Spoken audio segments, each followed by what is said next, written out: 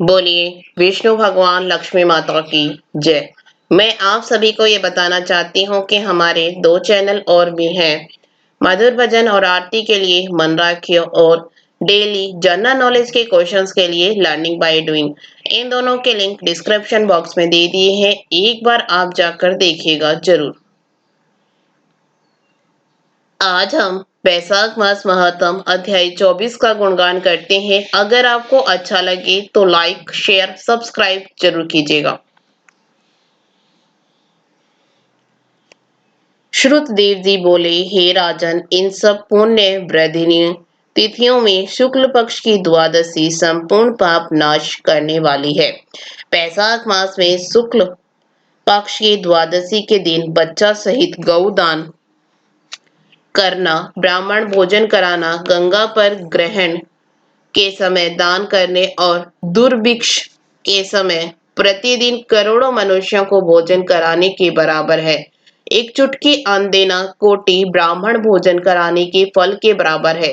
तुलसी के कमल पत्तों से विष्णु भगवान का पूजन करने से सातों कुलों का उद्धार कर विष्णु लोक को जाता है।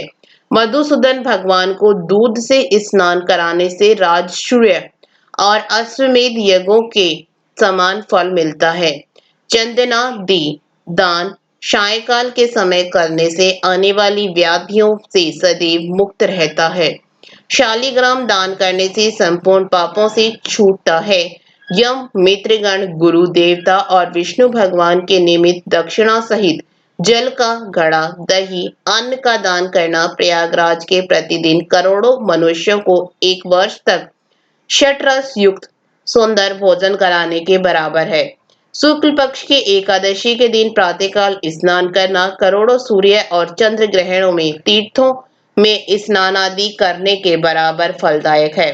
शुक्ल पक्ष के त्रयोदशी के दिन दूध दही घृत मधु मिष्टान्नादि पंचामृत से विष्णु भगवान को स्नान करा पूजन करने वाला अपने कुल सहित विष्णु लोक को जाता है।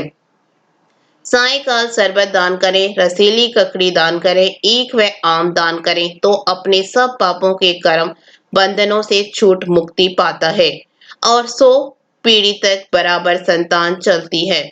शुक्ल पक्ष की द्वादशी में जो कुछ भी पुण्य किया जाता है वह अक्षय फल देता है। इसकी प्रख्याति क्यों हुई यह भी मैं तेरे सामने कहता हूँ। इसके सुनने से पाप दूर होते हैं और यह अत्यंत मंगलकारी है। प्राचीन काल में कश्मीर देश में देवव्रत नामक एक ब्राह्मण हुआ था। उसकी मालती नाम की एक पाप रूपी पुत्री सत्यशील नाम के विद्वान ब्राह्मण को ब्याई गई। उसका पति उसे अपने यवन नामक देश को ले गया। वह रूप यौवन संयुक्ता कभी भी पति की प्रिय न हुई और उससे सदा द्वेष रखती थी।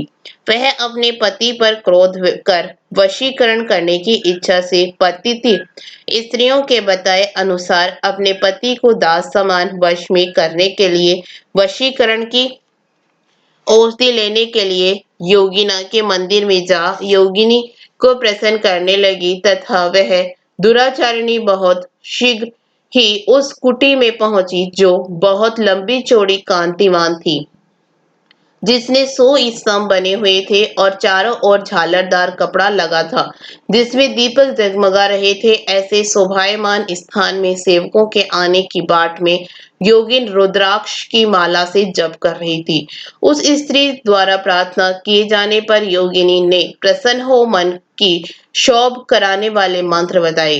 तब उस स्त्री ने नमस्कार कर सूर्य की कांति के समान प्रकाशमान हीरे से जड़ी पांव की अंगूठी योगिनी को दी।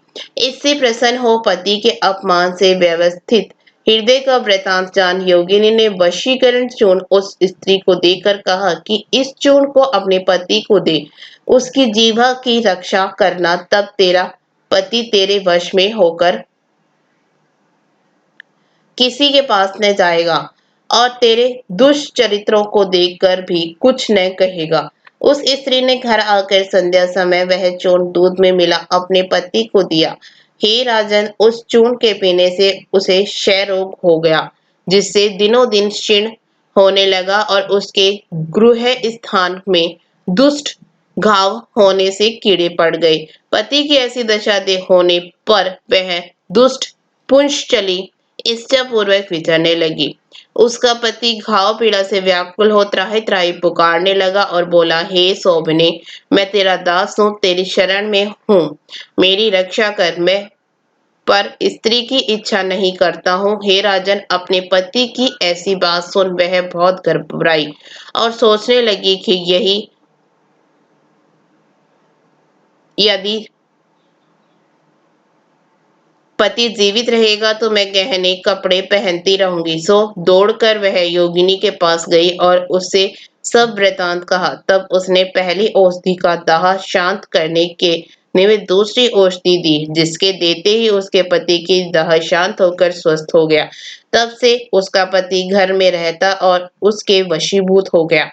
अब उसकी स्त्री के पास सब जाति के व्यभिचारी मनुष्य घर के काम के बहाने से आने लगे, जिस पाप के कारण उसके शरीर में भयानक प्राणनाशक कीड़े पड़ गए, जिन्होंने उसकी नाक, जीवा और दोनों कानों में छेद कर दिए, स्तन कट गए, उंगलियों की ठोंठ बंध गई और अंत में देह त्याग कर नरक भोगने लगी तथा 15 सहस्त्र वर्ष तक ताम्र भांड नामक नरक में दग्ध होती रही।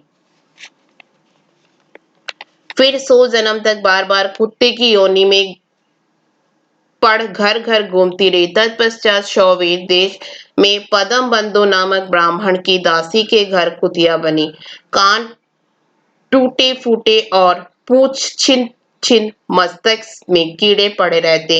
इस प्रकार उस जन्म में भी अनेक कलेशों को सहन करती रही।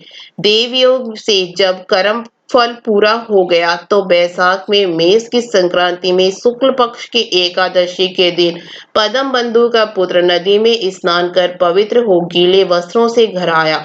वहां तुलसी स्तंभ के पास उसने अपने चरण धोए। उसी स्तंभ के नीचे वह कुतिया सो रही थी। अतः सूर्य उदय से पहले वह कुतिया उस चरणों के धोए जल में लौट गई, जिससे उसके सब अशुभ कर्म तत्काल नष्ट हो गए और पूर्व जन्म की याद हो आई।